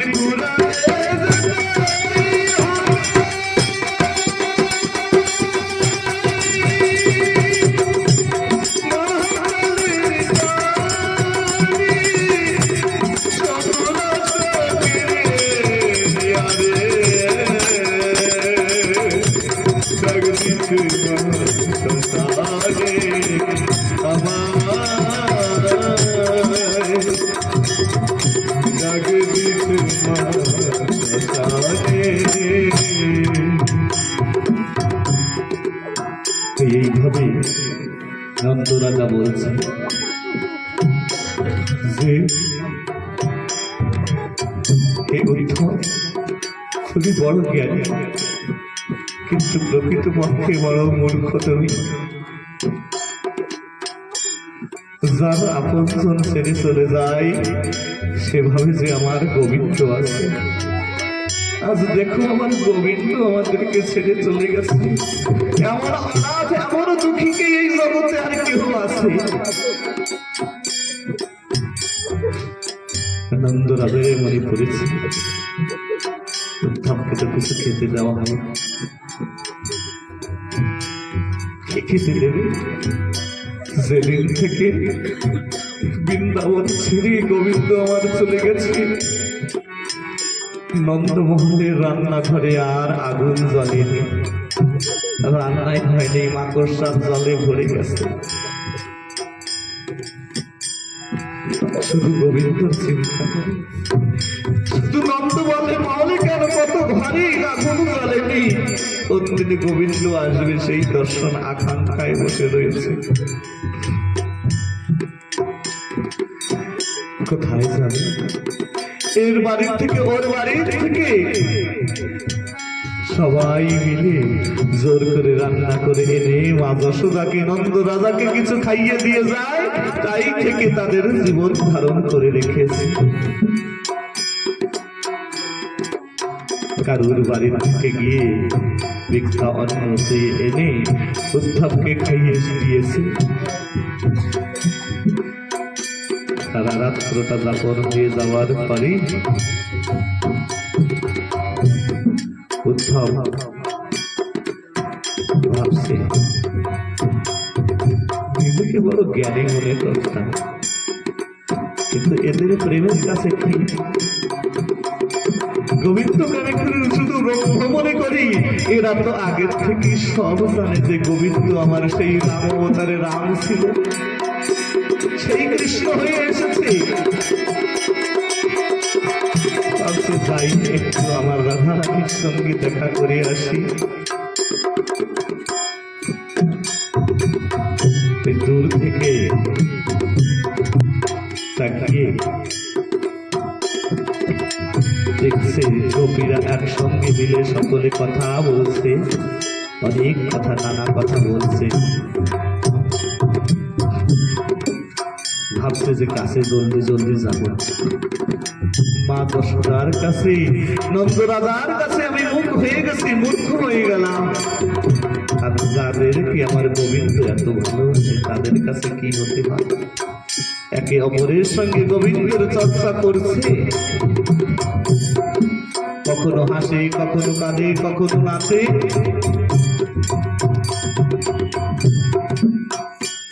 তাই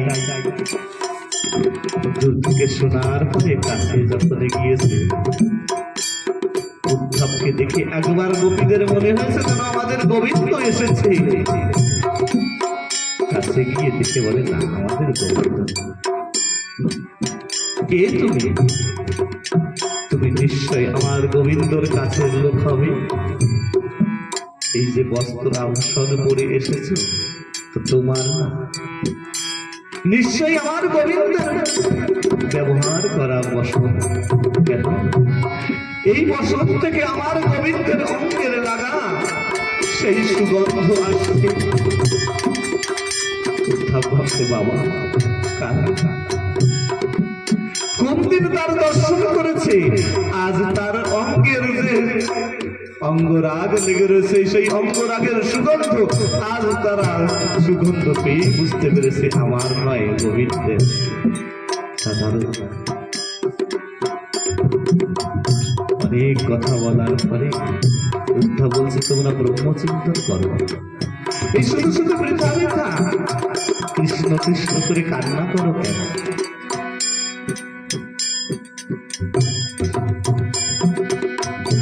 গোবিন্দ চিন্তাকরণ করো, ব্রহ্ম চিন্তাকরণ করো, তাহলে দেখবে সব মনেরই মিটে যাবে। গোপীরা বলছে উদ্ধব বলছো তো তুমি বটে ঠিক,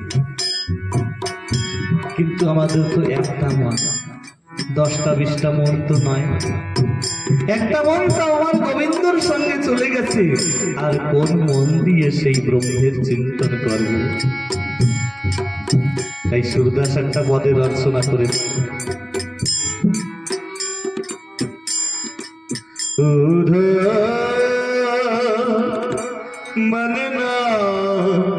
मन न भयो 10-20। হে উদ্ধব মন তো 10টা 20টা নয়, একটা মন।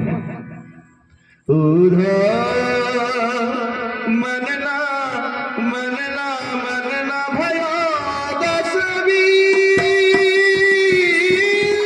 मन न भयो 10-20। मन न भयो 10-20। एक हुदासो गयो श्याम संग को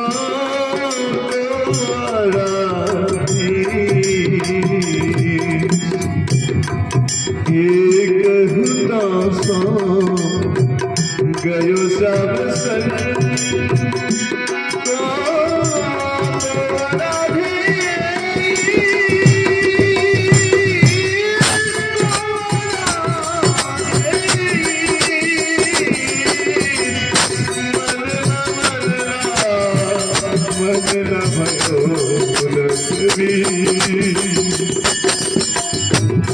একটা মন ছিল তা গোবিন্দর সাথে চলে গেছে, আর কোন মন দিয়ে ঈশ্বরের সাধনা করব, ভজন করব।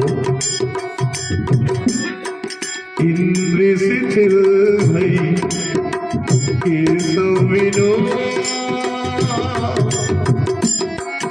জীবনে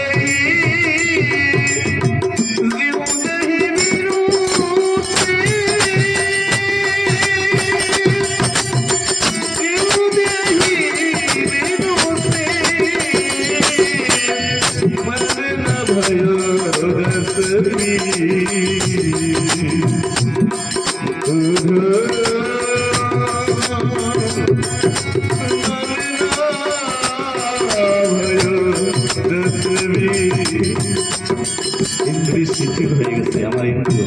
যেমন দেহে যদি ধর না থাকে, সেই ধরহীন দেহের কেমন অবস্থা হয়, সেই অবস্থা আজ আমাদের সকলের। আমরা জীবিত আছি কিন্তু মৃত প্রায়। দেহে প্রাণ না থাকলে যেমন অবস্থা হয়, তেমন অবস্থা আজ আমাদের অবস্থা হয়েছে।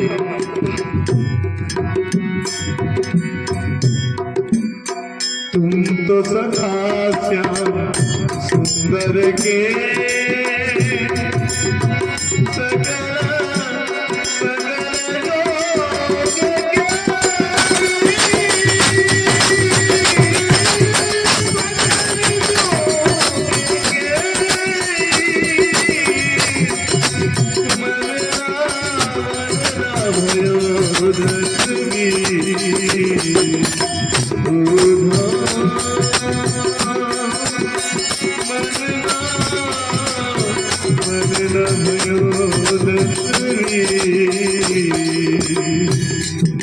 তুমি তো শ্যাম সুন্দরের সখা, তাই সকল প্রকারে তুমি তার কৃপা প্রাপ্ত, তাই তুমি জগদীশ্বরের সাধনা করতে পারো, কিন্তু আমাদের দ্বারা সম্ভব নয়।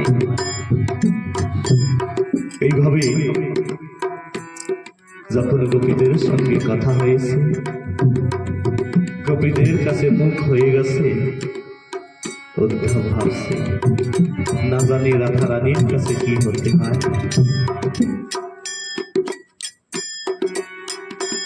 রাধা রানীর কাছে গিয়েছে, দূরে থেকে দাঁড়িয়ে রয়েছে যে না, সম্মুখে যাব না, আবার কোন বুক আসে যে যেতে হয়।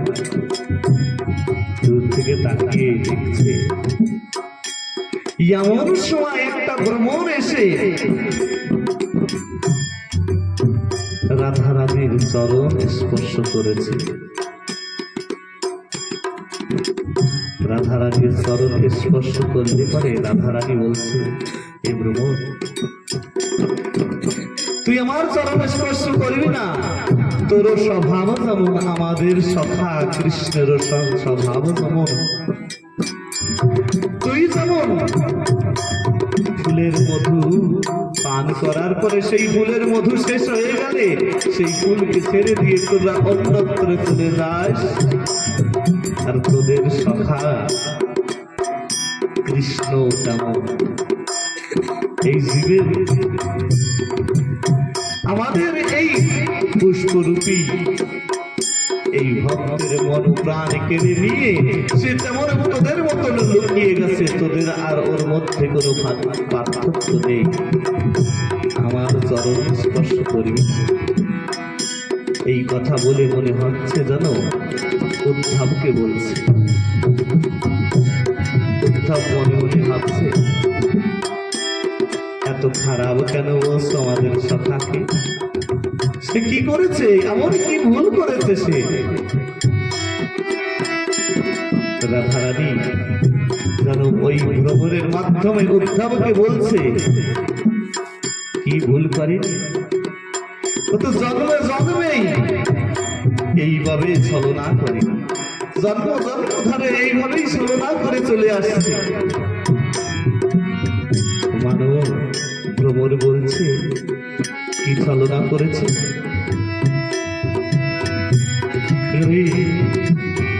রাম জন্মে রাম লীলায় যখন তিনি রাম রঘুবর সেজেছিল, তখন সূর্পনখা এবং তার কাছে এসেছিল, তার কোনো দোষ ছাড়াই তাকে অপমানিত করে তার নাক চুল কেটে তাকে তাড়িয়ে দিল। শুধু ছলনাই করে, কেই বা ছলনা করেনি? একটা ছলনা, অনেক ছলনা। বামন অবতারে বলি কি ভুল করেছিল? বলি শুধু 3 পদের ভূমি সংকল্প করে তাকে দান করেছিল। তো যখন 2 পদে ছলনা করে যখন দান ভিক্ষা চাইতে গিয়েছিল, তখন ছোট্ট বালকের রূপ ধারণ করেছিল। আর যখন বড় হয়েছে, যখন দান সংকল্প করেছে, তখন বড় রূপ ধারণ করে সে 2 পদে সম্পূর্ণ পৃথিবী লোক ভূলোক সকল কিছু মেপে নিয়েছে। আর 3য় পদে বলিকেও মেপে নিয়েছে। তাহলে বারবারের ছলিয়া, যুগে যুগের ছলিয়ায় ভ্রমরের সঙ্গে রাধারানী যখন কথা বলছে, এই সব কথা শুনে বলছে তোর বন্ধুকে গিয়ে বলবি, আমাদের মনের কথা গিয়ে তাদেরকে জানাবি। কি কথা?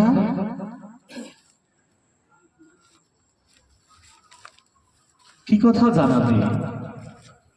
এই মনের কথা যে আমাদের কত অপরাধ ছিল তাই ছেড়ে চলে গেল, আর তুই ভাবিস যে আমরা ও কৃষ্ণর জন্য কান্না করি, কৃষ্ণকে পাওয়ার জন্য কান্না করি? না, ওকে পাওয়ার জন্য যদি কান্না করতে হতো, দিনে 2 বার নয় 4 বার গিয়ে মথুরা থেকে আমরা দর্শন করে আসতে পারতাম।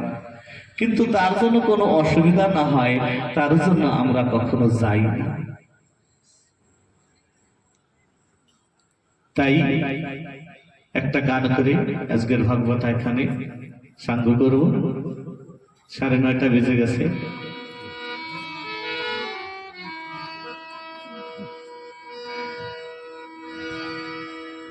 পুরানো পরাণে মানুষ কবে ছেড়ে গেছে, তবু কেন বিরহ পরাণ প্রীতি পরশ যাচ্ছে। অতীতের সেই প্রীতির স্মৃতি আজও মনে আছে, তবু কেন বিরহ পরাণ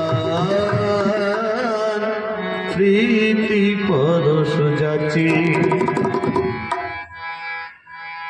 সেই পুরানো পরাণের মানুষ খান কবে আমাদের ছেড়ে বৃন্দাবন ছেড়ে মথুরায় চলে গেছে, তবু তার প্রীতি পরশের যাচনা কেন করে?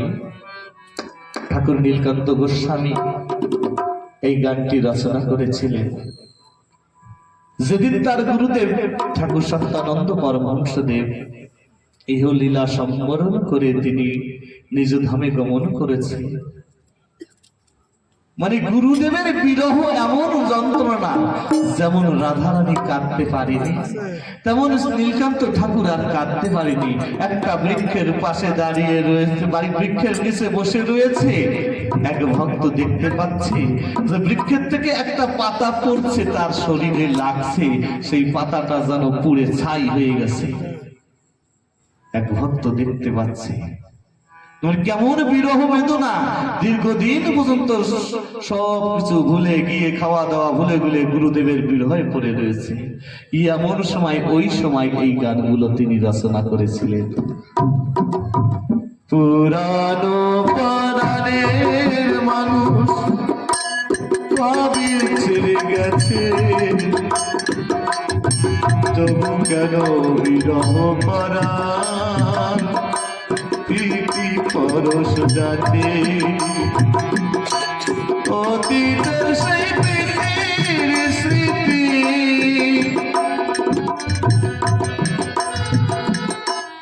আজ মনে আছে, তবু কেন বিরহ পরাণ প্রীতি পরশ যাচ্ছে।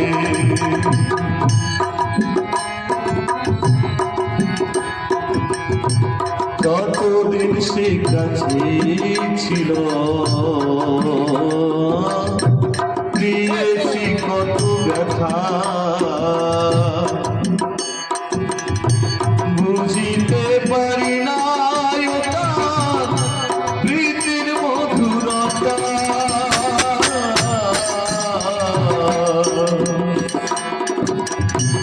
কবিরা বলছে যতদিন সে কাছে ছিল কতভাবে তাড়না করেছি গোবিন্দকে, কাছে ছিল কতভাবে তাকে দুঃখ দিয়েছি, কষ্ট দিয়েছি, সে যে আমাদেরকে কিভাবে ভালোবাসতেন সেই প্রীতির মধুরতা বুঝিনি। আমাদের মাতা পিতা কত ভালোবাসতেন, আমার আপনগত জিনিস কত ভালোবাসতেন, আমাকে কতভাবে বোঝানোর চেষ্টা করেছি, কিন্তু বুঝতে পারিনি তার প্রীতির মধুরতা। শুধু দেখেছি সে শাসন করেছে আমাদেরকে, আমাদের ভালোর জন্য চেষ্টা করেছে। বুঝিতে পারি না তার প্রীতির মধুরতা, সেজন্য সেই দোষে ছাড়িয়া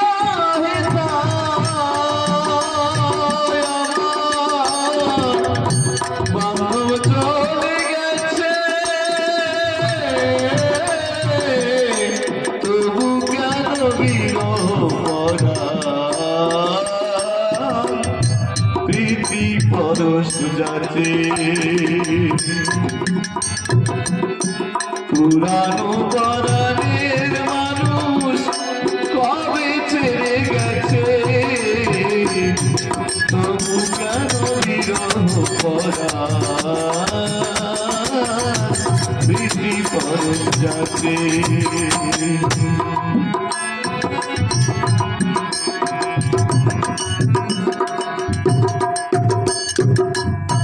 না বলিতে মনের কথা বুঝিত শেষ পুরন করিত মনে অজানা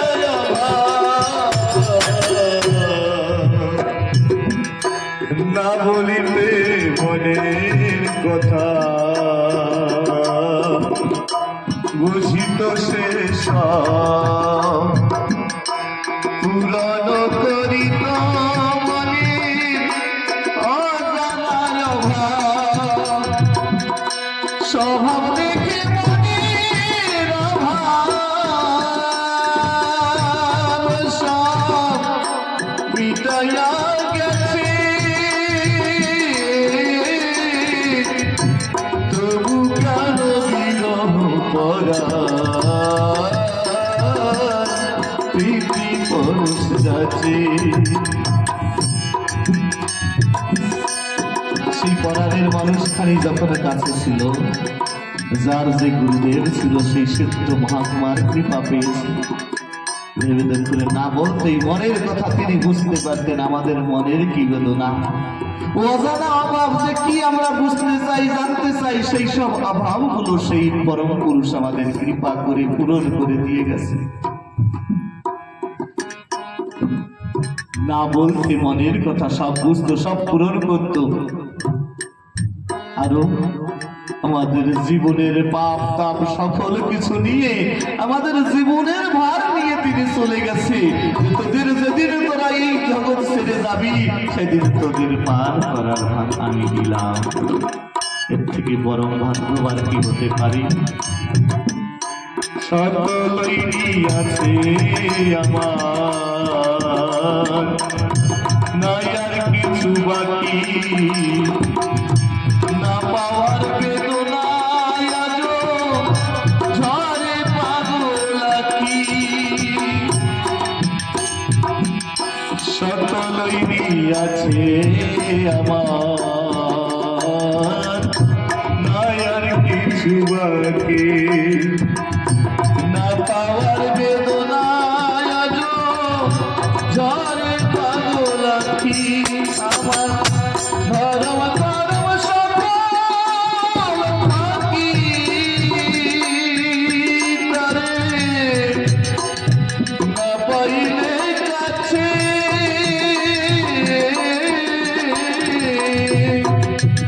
আমার ধর্ম কর্ম সকল ফাঁকি তারে না পাইলে কাছে। তবু কেন বিরহ পরা প্রীতি পরশ যাচে। পুরানো পরাণের মানুষ কবে ছেড়ে গেছে,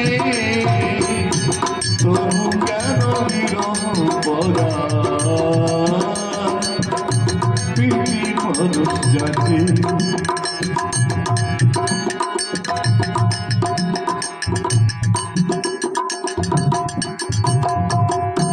কত জন্মের পুণ্যের ফলে পেয়েছিলাম তারে, না জানি কোন কর্ম দোষে ছেড়ে গেছে মনে। কত জন্মের পুণ্য ছিল সেই পরম ভাগবতকে পেয়েছি কাছে। না জানি কত কর্ম দোষ আছে তার জন্য সে আমাদের ছেড়ে গেছে। কত জন্মের পুণ্যের ফলে পেয়েছিলাম তারে, না জানি করে পারব সে ছেড়ে গেছে মরে। পাগল নীলকান্ত এমনি করে দুর্বতার পিছে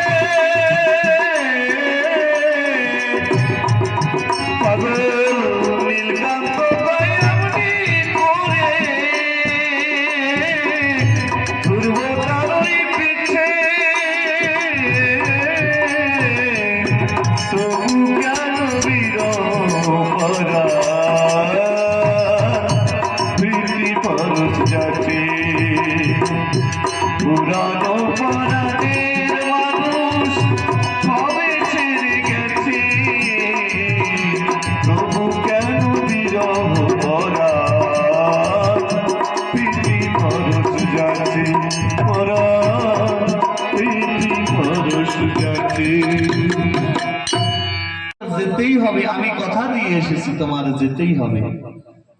ভগবান বলছে, তুমি কি ভাবছো গোপীরা আমার থেকে দূরে? তুমি একটু চোখ বন্ধ করো। যখন ও চোখ বন্ধ করেছে, তারপর বলছে আবার চোখ খোলো। চোখ খুলে তাকিয়ে দেখি গোবিন্দর পাশে রাধারানী বসে রয়েছে, আর তার সঙ্গে সকল গোপীরা আনন্দে তার সঙ্গে নৃত্য করছে। জয় জয় নিতাই গৌর প্রেমানন্দে, হরি বল হরি বল হরি বল।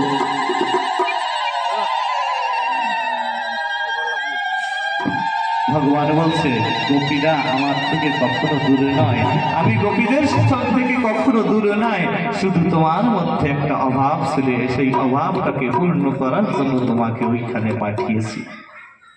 যাই হোক, এই পর্যন্ত আজকের ভাগবত কথা বিশ্রাম করি। চন্দ্রমনসো জাত চক্ষু সূর্য যজায়তা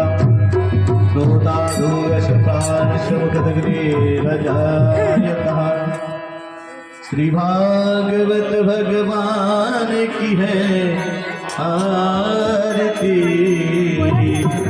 पापियों को पाप से है तारती। श्री भागवत भगवान की है आरती,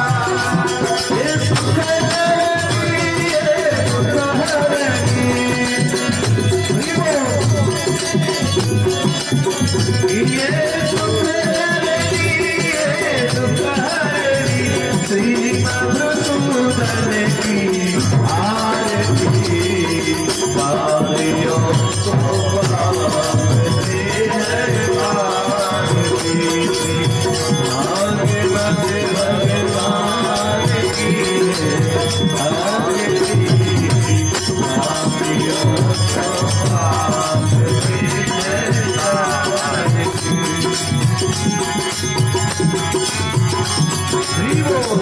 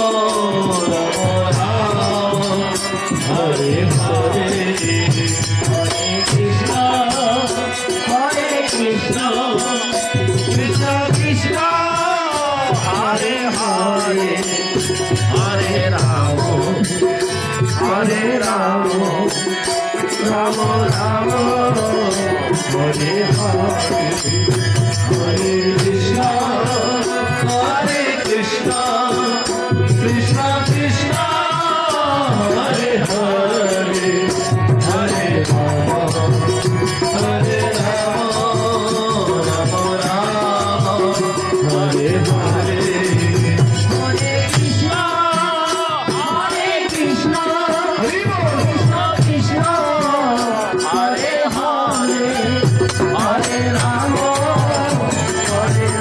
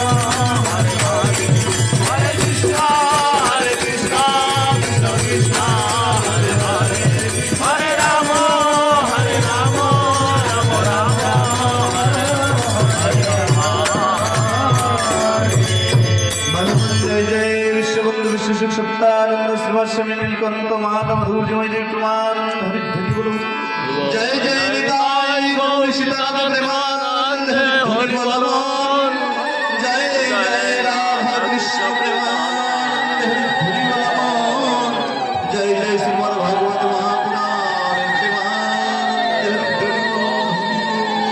हरि बोलो बोलो वृंदावन बिहारी लाल की जय बाल कृष्ण गोपाल की जय राधा रानी सरकार की जय तुलसी मैया की जय यमुना मैया की जय गंगा मैया की जय सरस्वती मैया की जय कात्यायनी मैया की जय दुर्गा मैया की जय भोले बाबा की जय श्रीमद् भागवत महापुराण की जय श्रीमद् भागवत महापुराण की जय वृंदावन धाम की जय नवद्वीप धाम की जय पुरी धाम की जय बद्री धाम की जय द्वारिका धाम की जय रामेश्वरम धाम की जय श्री चैतन्य महाप्रभु की जय नित्यानंद महाप्रभु की जय अद्वैत प्रभु की जय गदाधर प्रभु की जय श्रीवास प्रभु की जय नरनारायण सेवाश्रम संघ की जय ठाकुर सुखदेव ब्रह्मचारी की जय ठाकुर संतानंद परमहंस देव की जय ठाकुर नीलकंठ महाप्रभु की जय माता मधुजमयी देवी की जय स्वामी नित्यानंद ब्रह्मचारी की जय स्वामी प्रसादानंद ब्रह्मचारी की जय स्वामी संतदेव ब्रह्मचारी की जय सदगुरुदेव भगवान की जय अपन अपन गुरु महाराज की जय अपन अपन माता पिता की जय भक्त वृंदो की जय भक्तेर कल्याण की जय ग्रामवासीर कल्याण की जय गो माता की जय भारत माता की जय केवल रामचंद्र भगवान की जय लक्ष्मण जुलाल की जय भरत जुलाल की जय शत्रुघ्न जुलाल की जय अयोध्या धाम की जय महानाम संकीर्तन की जय महानाम संकीर्तन की जय वैशाख मासेर अनुष्ठान की जय आज की आनंद की जय आज की भागवत अनुष्ठान की जय प्रेम से बोलो जय जय श्री राधे श्याम जय जय श्री राधे श्याम जय जय श्री राधे श्याम पिता